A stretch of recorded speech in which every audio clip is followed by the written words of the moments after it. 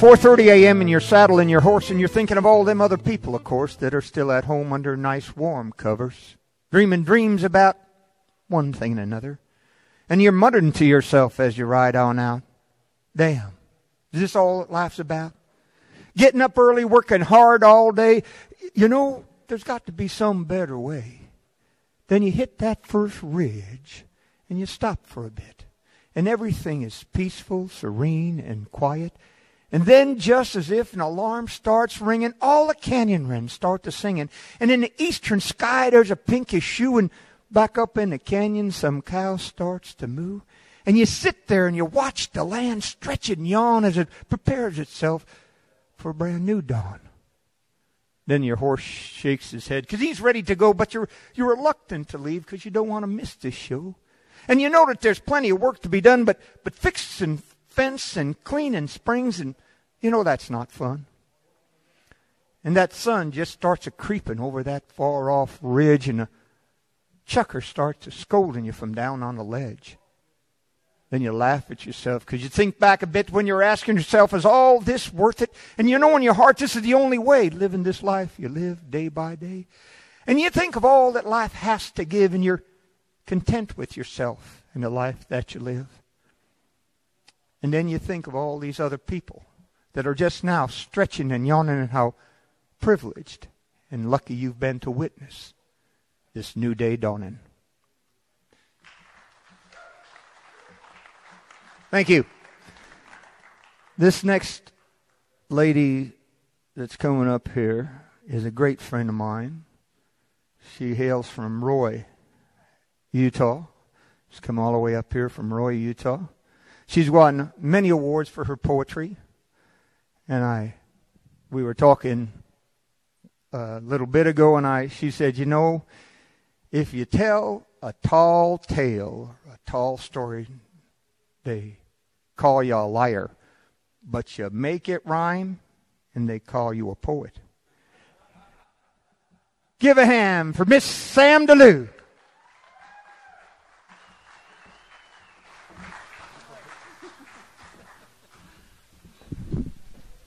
Well, that's not exactly how I put it, but that'll work.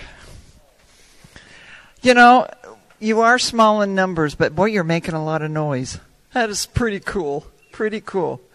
You know, when you sit and think about something to write about, I think everybody that's been following me today, you've heard that I talk about my genealogy a lot. And my folks spent their last few years in care centers. And Dad passed away first, and then Mom she just wasn't there anymore. And I'd go to visit with her, and I'd hold her hand, and I'd talk to her. But, you know, she wasn't there.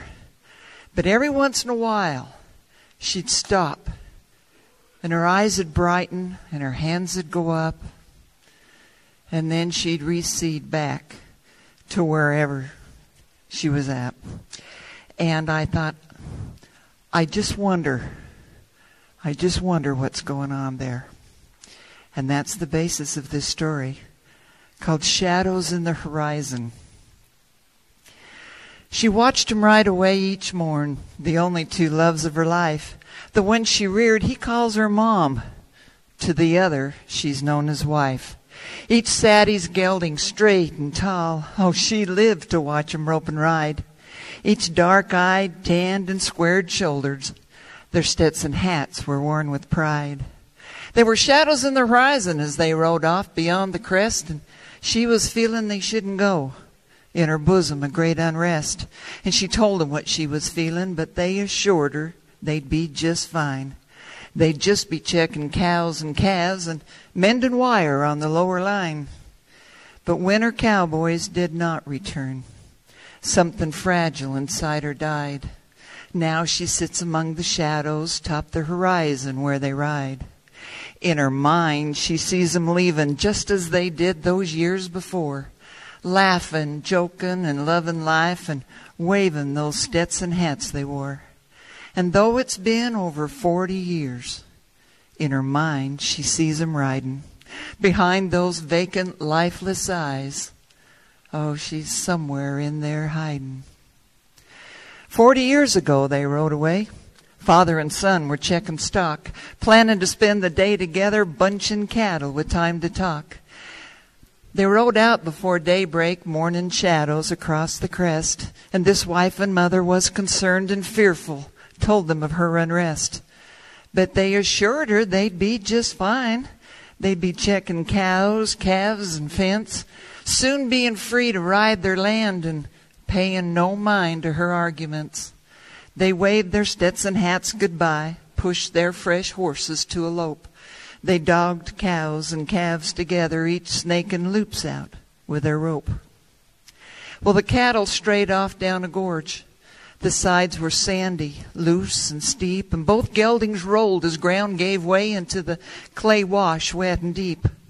Father and son lay together beneath their horses in the sand, and knowing that their time was near, and died as son found his father's hand.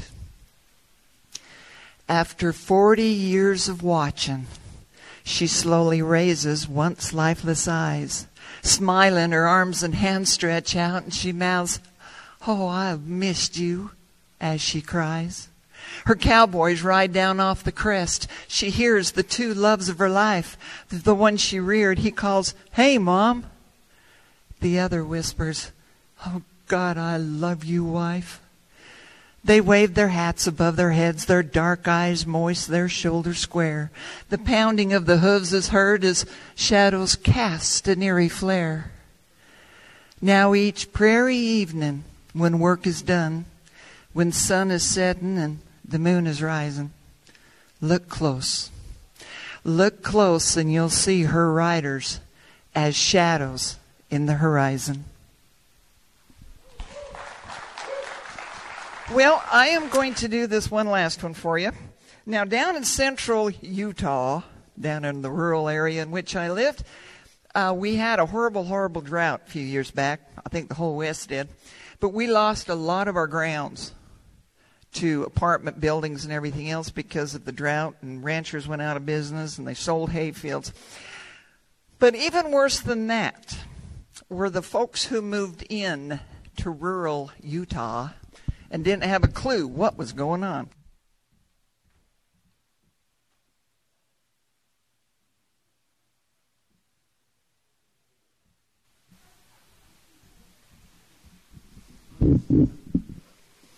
While a-traveling through the countryside, a proper lady from back east spied a quaint country farmhouse with all manner of fowl and beast. Why, there were little peeping chickies, piggies, porkies, and a puppy, and mooey cows.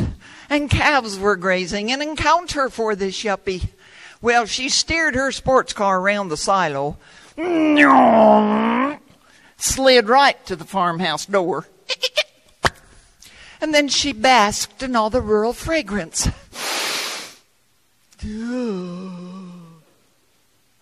And to the farmer she did implore, "Could you find it in your heart, sir, to escort me at your leisure?"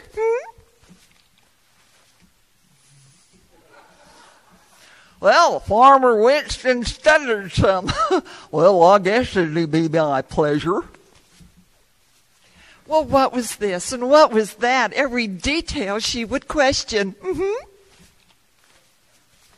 Yeah, it was enough to cause this man to develop indigestion. But then the socialite stopped short. Her eyes grew wide and sparkled green. "Oh, that's just the most beautiful rustic sculpture that I have ever seen." Well, the farmer stared in disbelief of what captured her attention. Why, that rusty old manure spreader had changed her physical direction. Well, whatever do you call this piece? The farmer seemed a little miffed. "Well, it spreads the sunshine," he snarled low, "if you're smart enough to catch my drift." What is the value of this piece as it stands this very day? Oh, I wish to procure this masterpiece and add it to my own display. Mm-hmm.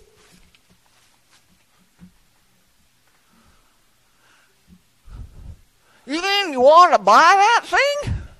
Just look at all this crud and rust, let alone them dings and dents. Oh, that's why having it is such a must. Mm-hmm. Well, it's been here over 50 years. A bunch of sunshine it has spread. Oh, others have come to enjoy it too, as I have done this day, she said. Oh, so is this sculpture not for sale? Has no one tried to take it? Well, I borrowed it out a time or two, but they always seem to break it. Now the sunshine don't scatter, it more dribbles, seeps, and oozes. Oh, you can tell a gifted artist by those vivid words he chooses. Let me take it on consignment. I'll not abuse it like the rest. Its sunshine will be spread abroad, and its beauty to our souls caressed.